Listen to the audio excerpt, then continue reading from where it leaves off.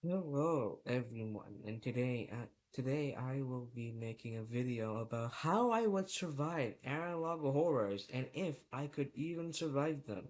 As a fan of the analog horrors since like 2021, when like the Mandela catalog became extremely popular, I have been watching like almost all of them, I think, except for the ones in this category, which I have no idea what they are, except this one.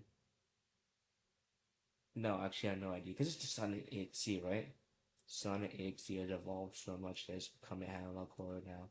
I'm gonna make a Sonic EXE merch, bro. Alright, starting off with numero uno. Um, it's pretty easy. I mean, the main threat of this analog horror isn't even a villain, she's just an angel. She literally won't even hurt anyone, really. And she's like after one specific person. Jonah, right? He's after Jonah. So like, if there's if we're just not Jonah, we're perfectly okay. It's about abuse, and it was like this bunny was helping Jonah protect himself against his abusive father, and eventually actually helped him kill her. Which, yes, good for him. I mean her. Um,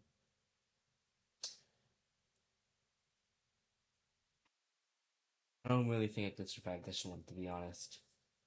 Um, this one really depends on the situation I'm in. So the way to get into the back rooms, or at least King Pixel's back rooms, is to basically no clip, or you can activate a dimensional portal into the back rooms. Somehow Acing did it like twice. So the plan is just to not get no clipped, but it's kind of impossible to tell when you get no clipped because it happens randomly. So if I did get no clip though, I still think I have a chance to survive, even though there's no resources or stuff like that. What I'm trying to say is that there's a chance of surviving because the backrooms are huge, absolutely huge, even infinite to a point. So what all I would have to do realistically is try to stay in one place and not go anywhere. Because if I did, I risk a chance of getting an entity. But if I didn't, that entity would probably miss me. This one's pretty easy to survive. It's about a pill that makes have you access to new different emotions. Don't hit the pill, you're okay. I'm not really sure about this one. A dog dies and somehow merges with a human being somehow. I think it's still somewhat survivable. He breaks into the house at some point, I think. Alright, now here's the first one where I think we're dead. Dr. Nowhere's entities or his Decomposium are basically beings that we have no idea how to battle them, and we have no hope at doing it too. So, there's stuff like the boiling one, right? Where if you see him or hear his broadcast, you're already cooked.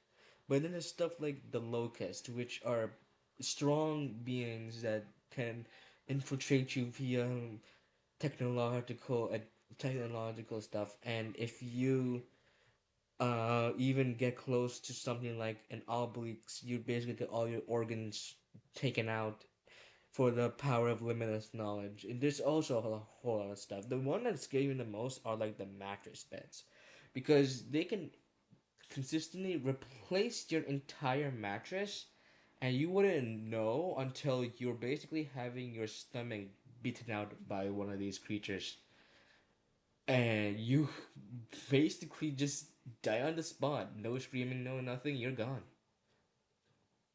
I'm not also sure about this one. Since it really has to do with the forest in particular, I'd say I put it at B. This one is cooked.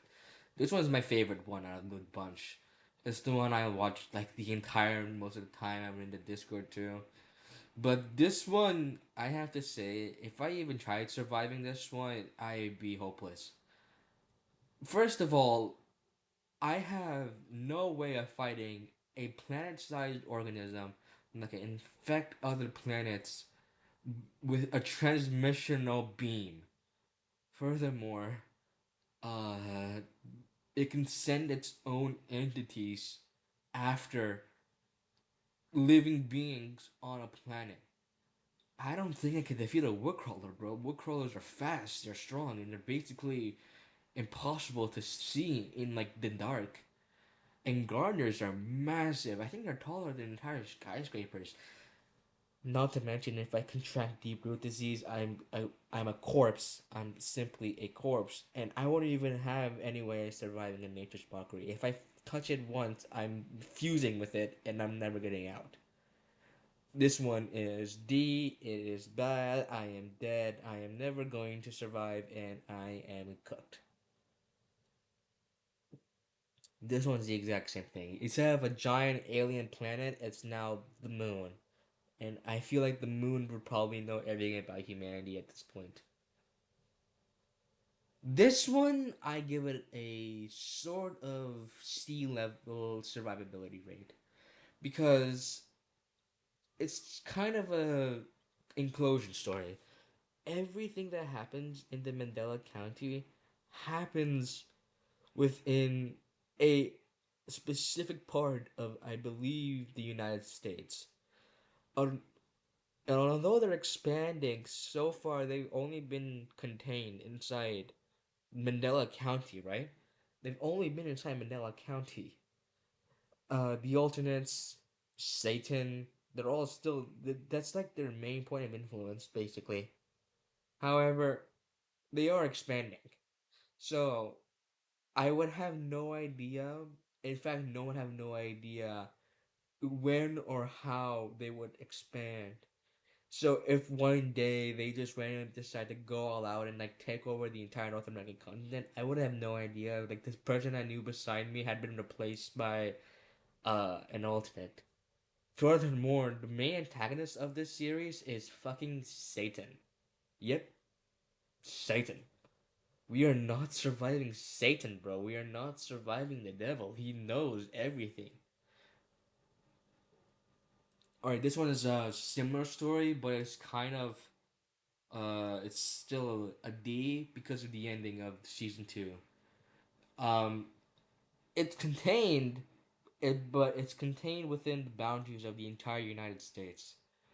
So don't go into the United States, and you should be fine. Which might be kind of impossible because United States is basically a major country that has like a lot of stuff in there. So if I had to go for like a business trip one day, I would have no idea that I was being stalked by like the Freedom Statue and I get my head removed.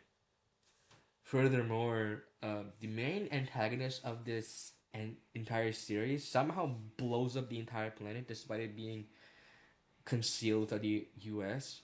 So, spoiler warning for everyone. The main antagonist of this entire series is something called the Horned Serpent. And what it is essentially George Washington. Stay with me here. It's George Washington after he touched or tried to cut down a special tree, which is a reality bending alien like tree that comes off the body of something called the Horned Serpent. How George Washington is the Horned Serpent and somehow became the Horned Serpent that already existed is a paradox. I personally believe that George Washington, when he touched that special tree, he basically took over the pre-existing Horned Serpent and became it, and that's what we see when he gets stretched out, like his body, like being like transformed in order to fit his new mold. But in the end, he gets like awoken by two anomalies fighting in the Babylon forest, and then when he wakes up, it's so powerful that he blows up the entire planet and called this something called the Great Division. which is basically everything becoming so and so small that the universe ceases to exist. And yeah, the entire universe is basically cooked into the sky. The nature of the horned serpent is confusing because no one really realistically has any idea how it came to be in the first place. Like, my theory alone, I have no idea where the horned serpent, the original horned serpent, came from. It could be that one theory that it was actually like three serpents that took over the world eggs, Venus, Mars, and Earth, and that could have been the original horned serpent. That theory could hold some weight, but we wouldn't know. This one, it's a part of this is made by the same guy who made Monument Methods, but it has a sort of higher survivability rate. So essentially, what it is three super beings created by God, which is actually a part of the horned serpent that split off and killed the horned serpent. They've been God is actually, I'm not kidding when I tell you this. God is actually Richard Nixon. No shit, he actually is just Richard Nixon. A part of the horned serpent became Richard Nixon.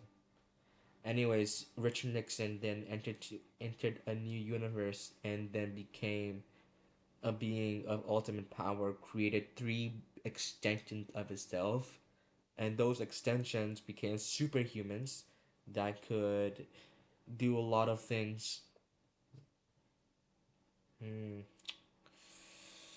In the end, I think it's survivable. See, it ends with the D-Day night ending the Queen of the Lunaria, um, and basically everything becomes fictionalized. I'm not sure if everyone so and so died or so, but they definitely didn't die via any of the three supervillains. Personally, they died. They would have died because they would become a comic book. That's kind of what happened. The Rolling Giant, one of Kane Pixel's other series, and this one I think I could have a higher chance of surviving based on the fact that not only is this stuff contained within a massive mall, but this massive mall is also underneath. And it's on private property apparently. So all you would have to do is just avoid the private property. But somehow I got in a curiosity and this thing finds me. Um it would have a hard time finding me. The mall is absolutely massive, and despite it being huge, it's also not that fast. It's not fast enough to keep up with a human being. It runs on wheels. That's what I'm saying. Alright, now this one in particular, I don't think I have a good charge because there's two killers in this movie. And I don't know how I would die. I don't want to know how I would die to these fuckers. All I know is that I would die if I was wherever they killed, and I would not make it. Vita Carnus. This series is ongoing, and ongoing I mean it has a lot to do with it. I feel myself personally dying to something, to a mimic or so. But I'm pretty sure at the end of the series, all of these like Carnage creatures got turned into like supplements for the cores, singularities, and basically they got transported across the entire globe to Hudson Bay Island, to a Hudson Bay Island, because that island didn't actually exist in real life. Check it out on a map; it's not real. Um, However, I don't think I would be surviving a monolith attack. On like it's like a kaiju attacking a city. So I put it over there. And this one is basically on the same level as the oldest few.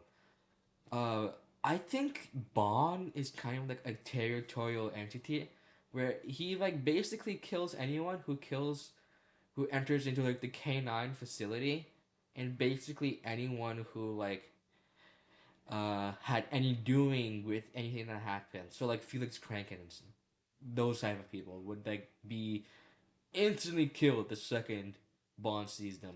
But he also has the ability to like leave the facility. Like unlike other stories or other animatronic horror stories like FNAF, they don't have the ability to leave the facility. But Bond has been seen leaving the facility and actively killing someone in the very first episode. So I don't really think that if I got close to K9, got in, it got Bond's attention. I don't think I'm surviving that. Anyways, this is my tier list. Please tell me what these analog horrors in the bottom are. I have no idea what this is. That looks like a puppet. And I'll see you. I don't know. Please watch my other videos. I am desperate.